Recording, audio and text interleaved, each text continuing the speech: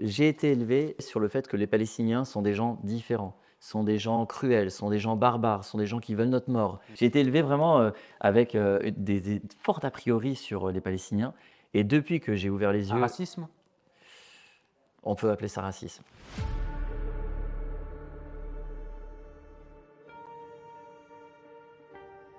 Ario Hayon, bonjour. Bonjour.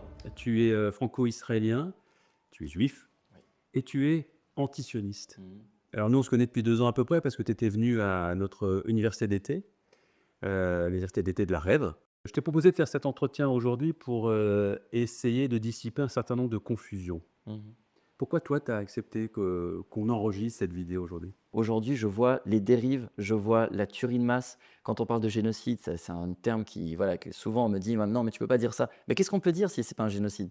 C'est un énorme massacre et moi, en fait, c'est ça qui m'a fait réagir et me dire: «Mais en fait, le sionisme, c'est ça?» Bah, alors non, moi je ne suis pas sioniste, en fait. Je ne veux pas être assimilé à ça, que je sois israélien ou que je sois juif, je ne veux absolument pas être assimilé à ce massacre d'innocents, d'enfants, enfin c'est une monstruosité. Les enfants, c'est ce qui m'a le plus j'en vibre tellement que c'est plus qu'inacceptable.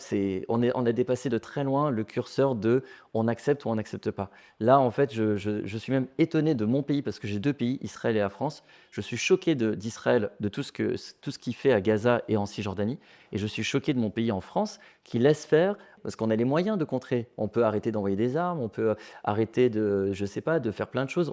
Il y a toujours les moyens. Boycott, on On pourrait dire. boycotte, par On exemple. va dire, on n'accueille pas les athlètes pendant les Par JO sous exemple, drapeau israélien, etc. Par exemple, on a fait la même chose, je pense à l'Eurovision, on a fait Ouais. la même chose pour la Russie, on ne fait pas pour Israël. Et pourtant, je suis israélien, j'aime mon pays. Le sionisme est vraiment un concept, une idéologie d'avoir un foyer juif pour être en sécurité.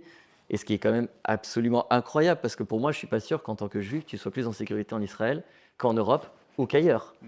Donc le foyer juif pour une pseudo-sécurité, Ouais. c'est là où je peux te dire, bah non, Mais je ne crois pas au sionisme. on a en Israël aujourd'hui un gouvernement donc fasciste, Bien sûr. fanatique, Ouais. et qui fait énormément référence à la religion. Oui. Alors, Et ils font référence à la religion tout en faisant du mal à la religion. Parce que si j'ose m'exprimer, c'est parce que Netanyahou et son gouvernement font du mal aux Juifs de toute la terre entière. C'est-à-dire, la grande majorité des gens voient ce que fait Israël aux Palestiniens, mais ils ont une horreur, ils sont horrifiés. Qui ne peut pas être horrifié de voir plus de 20 000 enfants morts, tués, assassinés avec des balles dans le crâne? Qui ne peut pas être horrifié de voir ce que Israël est en train de faire? Et donc ça génère en fait un sentiment anti-Israël et du coup, avec amalgame, avec tout ça, un sentiment anti-juif. C'est vrai qu'il y a une montée d'antisémitisme, on regarde les chiffres.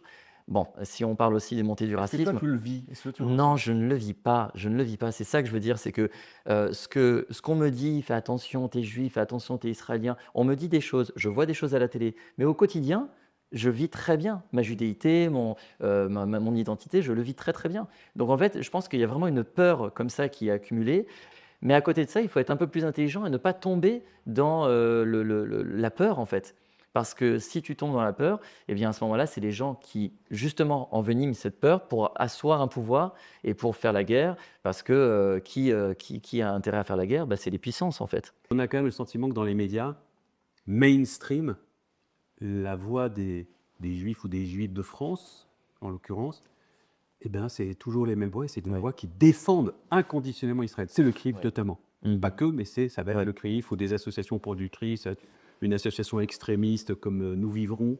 Ou des Euh, personnalités juives qui adhèrent aussi à Absolument. cette façon de penser. Ouais. Mais ce qu'il faut bien dire, je crois, aujourd'hui, c'est qu'il y a énormément de personnalités juives, françaises, mais dans le monde aussi, évidemment, mais là, on parle de la France, qui ne sont pas du tout d'accord avec ce que fait l'armée israélienne. Il y a beaucoup d'autres juifs et juives Ouais. qui pensent comme moi, qui sont Ouais, contre c'est le cool. gouvernement israélien. Et on est plusieurs collectifs, associations, mais souvent les gens, quand on manifeste dans la rue, on manifeste aussi avec notre collectif. Il y en a plein qui nous disent, mais pourquoi vous n'êtes pas sur CNews ou pourquoi vous n'êtes pas sur les grands Ouais. médias mainstream?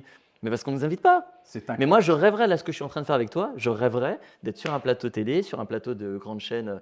J'avais dit CNews, mais ça peut être C'est nous, France, là, France tu prends Info, des risques, BFM TV, LCI, mais qui, France qui vous Info, voulez, typiquement. invitez-moi. France Info passe son temps, France Info TV, c'est la honte du service public, Ouais, c'est passe son honteux. temps à inviter l'ambassadeur d'Israël. Ouais, ouais, ouais. Ou alors des voix, ils ont des journalistes qui, Oui. de la même manière, défendent tout le temps Oui. Israël et les crimes d'Israël. Ça Tout me un panel désole, de ouais, voix. ça me désole de voir ça sur France Télévisions, c'est ultra désolant. En fait, le génocide qu'on est en train de voir, c'est quelque chose qui a été mis en place depuis des décennies et je l'ai vu quand je vivais en Israël, il y avait des thèmes, des sujets, qui me dérangeaient. Par exemple, les colonies. Ouais, Toute ma vie, j'ai connu des colonies, cette histoire de colons, de colonies ouais. et c'est vrai qu'en Israël, même dans ma famille, on fallait pas dire le mot colon. Bah non, c'est pas des colons, on est israéliens On est chez et nous. on est chez oui, on est chez nous, enfin j'avais et puis eux, c'est de leur faute parce que, eux, ils nous assassinent donc en fait, ils l'ont bien mérité, enfin, ce genre de choses.